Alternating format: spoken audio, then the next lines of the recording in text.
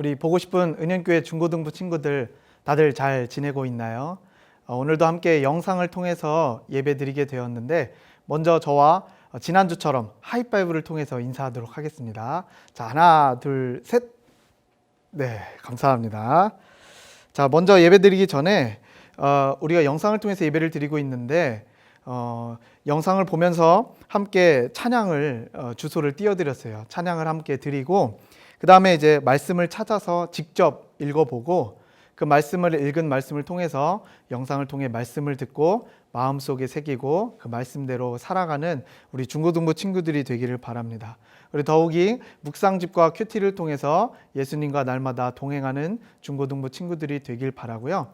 한 가지 더 추가된 것은 무엇이냐면 여러분들이 영상 예배를 통해서 예배 드리는 그 모습을 인증샷을 찍어서 각 반 선생님들께 보내드리면 가장 우수한 모습으로 예배를 드린 친구들에게 시상을 하도록 하겠습니다. 꼭 기억해 주시고 함께 예배 드리고 인증샷 함께 보내주시기 바랍니다. 자, 그럼 오늘 말씀은 누가복음 13장 31절에서 35절입니다.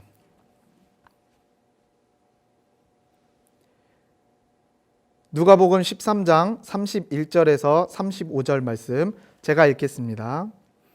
곧 그때에 어떤 바리새인들이 나와서 이르되 나가서 여기를 떠나소서 헤롯이 당신을 죽이고자 하나이다.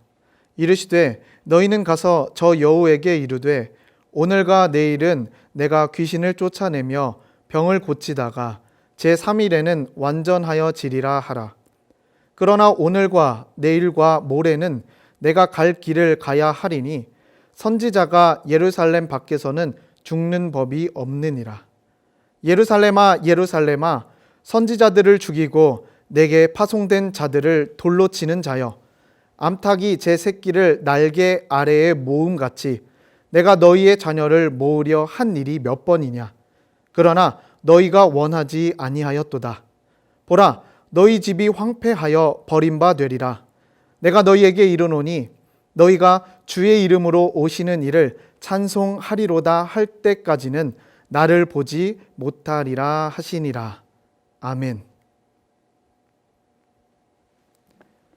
오늘 우리가 방금 읽은 말씀을 통해서 나는 내가 갈 길을 가야겠다라는 제목으로 함께 은혜를 나누길 소망합니다.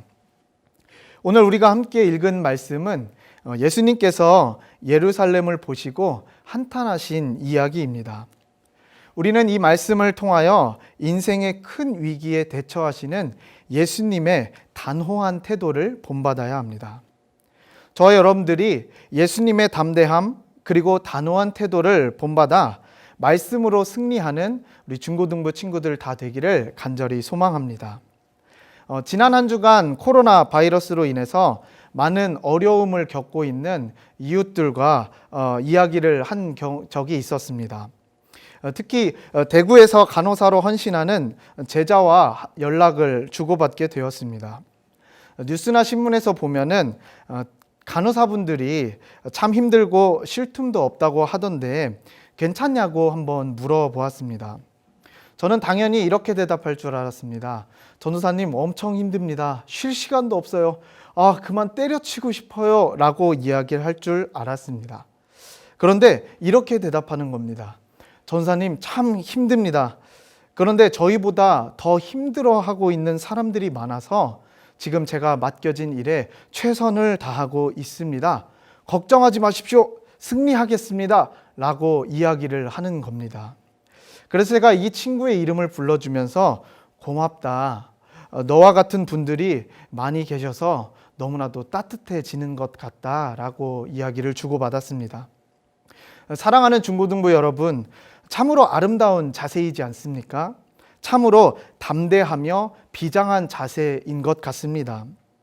오늘 말씀으로 돌아와서도 보면 예루살렘에서의 십자가 죽음을 코앞에 두신 예수님의 모습에서도 오늘 비장함이 묻어 있는 것을 우리들은 발견할 수 있습니다. 31절 말씀을 봅니다. 바리새인 몇 사람이 예수님께 와서 말했습니다. 예수님, 여기를 떠나십시오.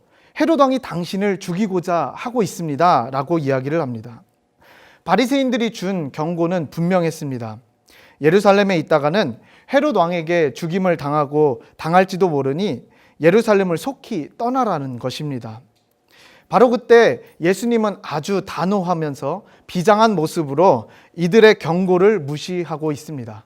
그 말씀이 32절, 33절인데 이르시되 너희는 가서 저 여우에게 이르되 오늘과 내일은 내가 귀신을 쫓아내며 병을 고치다가 제3일에는 완전하여 지리라 하라.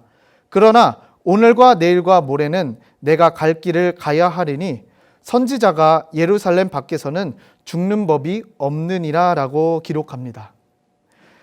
예수님은 당신을 죽이고자 음모를 꾸민다는 헤롯을 여우 같은 사람이라고 말합니다. 여우처럼 교활하고 간교한 사람이라고 말하고 있습니다. 땅을 파고 망대를 허무는 여우처럼 이 파괴만 일삼는 사악한 사람이라고 말하고 있습니다. 그러면서 그 여우 같은 헤롯에게 이런 메시지를 전달해 달라고 말씀하십니다. 오늘과 내일은 내가 귀신을 내쫓고 병을 고칠 것이요 사흘째 되는 이 날에는 내 일을 끝낸다 하여라 라고 말입니다. 이 말씀을 해석하자면 예수님은 자신에게 주어진 이 십자가 사명을 감당하시고 사흘째 되는 날에는 부활하실 것이라는 것을 말씀하고 있는 것입니다.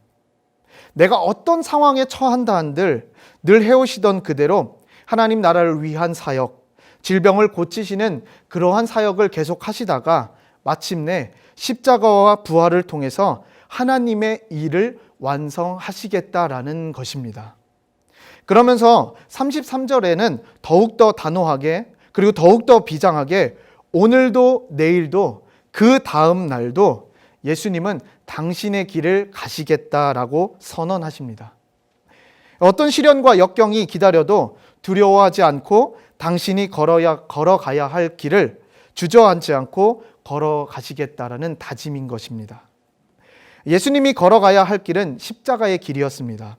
그런데 그 십자가는 지난 주일 우리가 나누었던 말씀처럼 반드시 예루살렘에서 져야 합니다. 예루살렘에서 하실 일, 그것은 바로 죄 허덕이는 우리를 사랑하셔서 보여주시기 위한 십자가 희생입니다.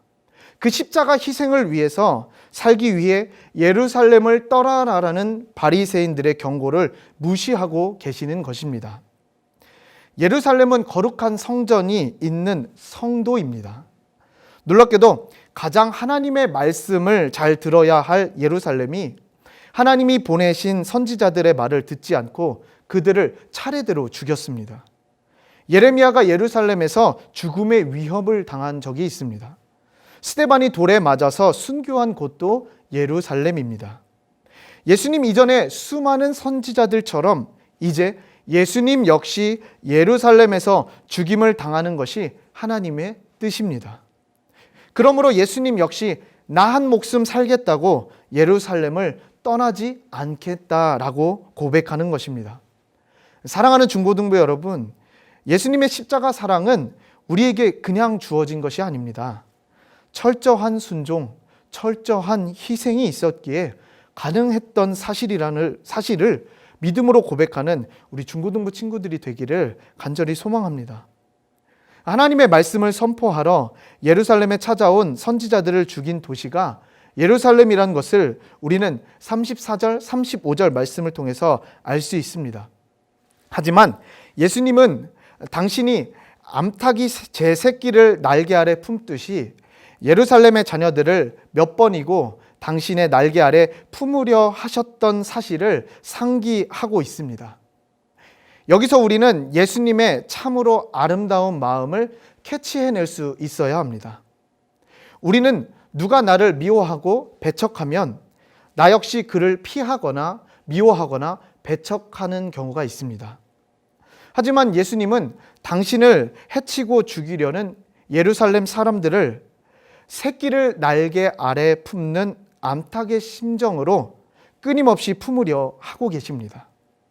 당신을 미워하는 사람을 사랑합니다.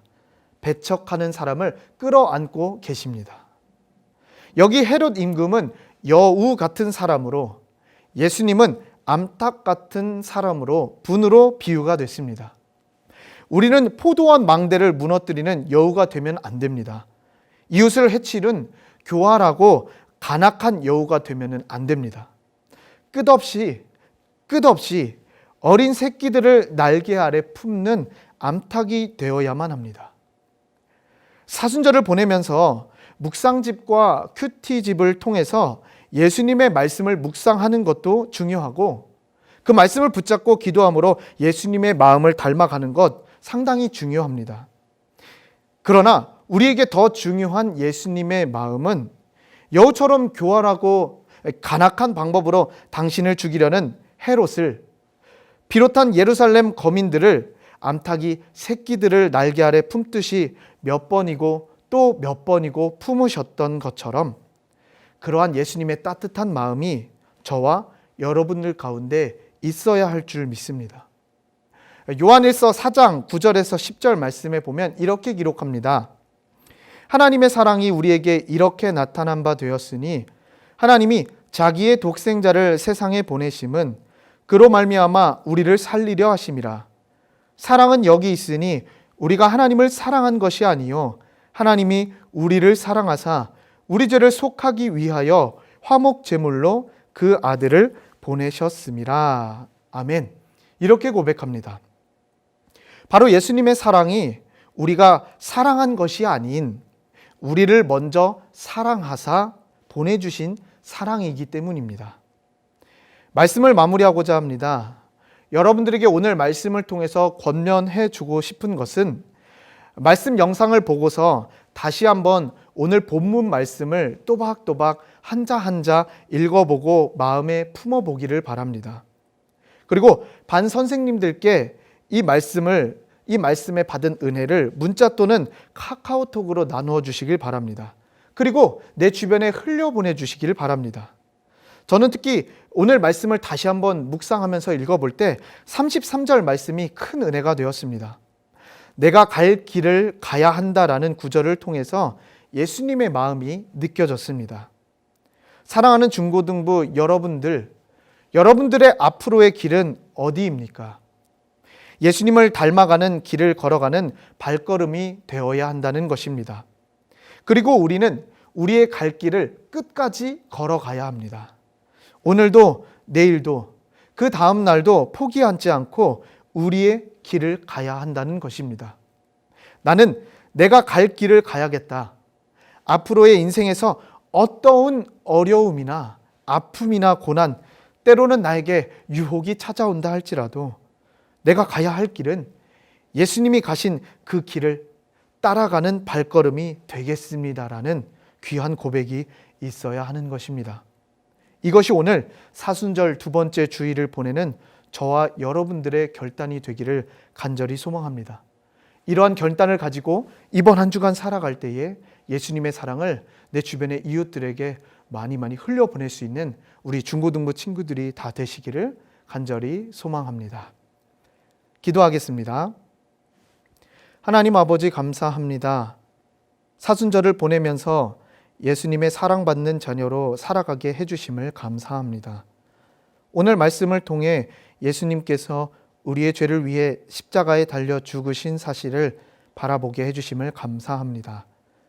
우리의 신앙의 중심이 예수님으로 바로 서 있었는지를 돌아보게 하시고 예수님으로 채워가는 한 주간이 되게 하여 주시옵소서. 특별히 우리가 결단할 것은 나는 내가 가야 할 길을 가겠다 고백하신 예수님처럼 우리들의 갈 길은 예수님이 가신 그 길을 따라가는 발걸음이 되게 하여 주시옵소서.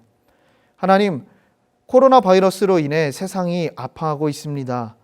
서로 사랑하라 하셨지만 우리는 경계심을 품고 사람을 대하고 있진 않는지 돌아봅니다.